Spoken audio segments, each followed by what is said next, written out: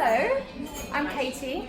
I'm your host this evening. There's so many faces that people I've not met, which is wonderful because I hosted my first dinner here back in March, and I knew most people. It's that thing, isn't it, when you launch something, everyone you know comes, and then they sort of told other people, and then last dinner there was a few more people I didn't know, and this time it's really the majority of you are quite new to me, so it's really lovely to have you. Welcome. This is my hobby, running these dinners, because I'm super passionate about women deeply knowing and loving themselves. I have made a career out of that, but these dinners are just a space for me to connect with like-minded souls, basically. I just want to meet women like me who get it, who are passionate about it, who want to be the best version of themselves, indeed who want to be daring and mighty. So welcome.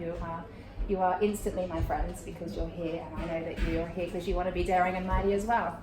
When I was planning these dinners, I kind of sat down and I thought, all right, I want to theme them. So the first one was around personal mastery, and the second dinner was around the power of the feminine, because they mean a lot to me, and I got to tell my story in relation to those pieces. In December, we've got a dinner around intimacy, and I'm looking forward to seeing what I will share around that, because I like to bring me to these events and be real and just be a woman and share how it is. And the reason I wanted to do an event around the science of well-being and the mind-body connection is because it's played such a massive this has been so transformational, this understanding in my own life, that what I think and believe actually ultimately creates my health, my good health or my ill health. And that was a miracle to me to begin to understand. And I discovered that as I realized what sort of self-sabotaging beliefs I had, and therefore behavioral habits, and how I felt that thinking, and how I denied the feeling of that thinking, how I repressed those feelings. And we all do it, right? No one's really shown us how to healthily and safely express shame, anger, grief, rage. We don't know how to do that. No one shows us, and I was full of all of it, absolutely full of it, and I didn't know until I did how to access it and how to release it and what effect that would have on my health. So in my late teens, early 20s, I suffered chronic fatigue for many years. I had acne, like terrible cystic acne from my late teens. And I remember my mom saying, "Don't worry, darling, you'll grow out of it. It's just hormones." 20 years I had cystic acne. Horrible. And it would come and go. And now, like, it's such a miracle to me. I have really good skin. But there was anger there, like years of repressed anger that needed processing and releasing for me to get to a space of having great skin. I still get the occasional hormonal spot, but not this angry acne on your face. That's nothing worse. Why don't we get it on our bum so no one can see it, right? What else? I suffered terrible urinary tract infections for a solid 20 years. Like, I literally couldn't have sex without getting a UTI afterwards. And I had to understand that I had associated sex with pleasure, and I didn't know how to allow myself to receive pleasure and not feel guilt and shame about that. And I had to, it was a really, really deep-rooted stuff that I had to, first of all, bring into awareness and understand, and then allow the emotional release of that to actually then have healing. And when I met my now husband 3 years ago, that was when it was in meeting him and through some amazing healing I did with him, so we did it together, that I was able to release the remnants that I'd been releasing over quite some period of time of shame and denial of pleasure, to get to a place where I haven't had a UTI for 3 years now. Yes. But what's really interesting is, so I believe, and those of you, and there's a few of you in the room who know me very well, know that I'm all about always going to my next level, and I'm all about being living very intentionally and really tapping into my desires about who am I and what do I need more of, and to move to my next level, what do I need to let go of. And I recently set this is really personal, by the way, and there was a man going to join us, and one of the reasons why I couldn't say yes is because I'm going to talk about my vagina now. Okay? And I'm just not ready to talk about it in front of men. But I started telling Bryony this story just before, and she didn't look at me with total utter shock, so I think that you guys can cope with what I'm about to say. So I set this intention the other day, several weeks ago, that I wanted to take my sex life to the next level. Like, my husband and I have a pretty decent sex life. It's pretty normal. It's lovely. It's pretty intimate. We're very close. We're very connected. And I was like, I'm just, because I am this woman, like, I wonder if it could be more. I wonder, could it get better? And what even would better look like? And what would that mean? And how could we be even more intimate? Which is why the December dinner is so interesting. But I'm setting this intention, and then I've got a dinner coming up on intimacy. So it's almost like I had to do the work to be able to put on that dinner. And I'm in the work now. And I set this intention, like, how could it be better? How could it be more interesting, more connected, more soulful, more fun, more exciting? How could I receive even more pleasure?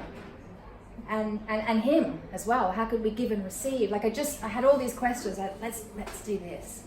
And I went to him and I said, this is my new intention. He was like, brilliant. Bring it on. And then what happens, and this is the wisdom of the body, and this is why I'm so excited to hear the speakers tonight, because I think our body is so wise, and when we get sick, often we get really cross with ourselves, and we get cross with our body, and we give our body a hard time, and we're like, oh, for fuck's sake, like, what's wrong with you now? Like, why am I sick? And you're slowing me down, and I can't do what I want to do. And actually, your body is just saying, hey, sweetheart, something needs attention. There's a misalignment, and you're trying to live your human life, and that's wonderful. But before you go there, you kind of got to clear up this. You haven't paid attention to that. You've got this belief running, and it's really self-sabotaging, and you want to be that woman. You need to stop the self-harming thoughts and turn them into self-loving thoughts, you know? And so then I set this intention, and then my husband's all excited. He's like, oh, what's sex going to be like now? And literally, it was like my vagina grew teeth. And it was locked down, and it was sore. And I have for weeks. I was like, I can't have sex. It hurts too much. Out of the blue. And there's nothing wrong with me. Like, you go to the doctor, and they're like, well, there's literally nothing wrong with you. Like, but I'm in agony, and it hurts. And it's literally, Joe and I, we've been talking about this. My body was saying, the intention's wonderful. You know, like, my body's like, I love you and I want this for you, and you've still got stuff to sort out. You've got some healing. You've got more healing to do around shame, around pleasure, around not believing that men are the enemy. That was my big thing. It kept me single, that belief, for many years. Men are the enemy. I had to heal that to be able to call in my guy to start with. So, you know, I just think our bodies are so amazing because they're always inviting us to look at ourselves mentally, emotionally, spiritually, to do the healing that's required to go to our next level as humans. Because we're spiritual beings, right? Having a human experience. I'm pretty sure most of us in the room are woo-woo enough to probably kind of agree with that. So that's where I'm at right now. It's really interesting, and it's great because it's caused us to have these really amazing conversations that have been incredibly healing and connecting, and the pain's finally gone. So like doors are now open. It's like, oh, what are we going to do with this? And I'm still a bit scared, but it's just interesting to me how we can heal our bodies by being conscious to what's going on in our mind, how are we sabotaging ourselves, what emotional expression needs to be released associated with those beliefs, what forgiveness needs to occur when we're ready, and then our bodies heal. Quite naturally, I think. Our bodies are so wise, it knows what to do. But I am not the expert on this. I kind of live and breathe it because I'm so passionate about it, but I've got 3 amazing speakers tonight who are the expert, and I have asked them all to bring some science and some evidence to their talks. I've asked them all to share a little bit of their own stories, to keep it real. And like I said, at the end of the evening, if you have any questions, I know that they'll be happy to answer them either in an open space or just go quietly talk to them in a corner. And same, and if you've got any questions for me, I'm a transformational coach. I founded the School of Self-Love. My book's here. Like, this is my thing. I've helped a lot of clients heal physical ailments through understanding their minds and doing the emotional healing work with them to bring them to a place of good health. So I can answer your questions perhaps too. Anyway, love you all. Thank you for being here. Make sure you have lots of drinks. Food will be coming out right now.